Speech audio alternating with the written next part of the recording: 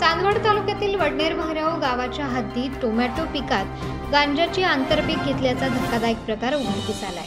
नाशिक ग्रामीण पोलिसांच्या स्थानिक गुन्हे शाखा आणि वडनेर भैरव पोलिसांनी संयुक्त कारवाई करत 215 किलो वजनाची व सुमारे 13 लाख किमतीची गांजाची झाडे जप्त केली।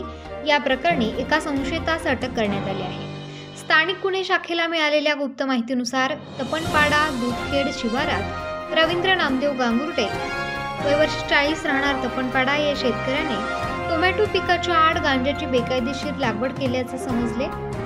पोलिसांनी तात्काळ या ठिकाणी छापा मारून टोमॅटो पिकाच्या मधील 65 गांजाची झाडे जप्त केली। या झाडांचे वजन 215 किलो असून बाजारात त्याची किंमत सुमारे 12.93 लाख इतकी आहे। संशयित रवींद्र गांगुर्डे याने टोमॅटोच्या पिकामध्ये गांजाची लागवड विक्रीसाठी केल्याचे उघड झाले।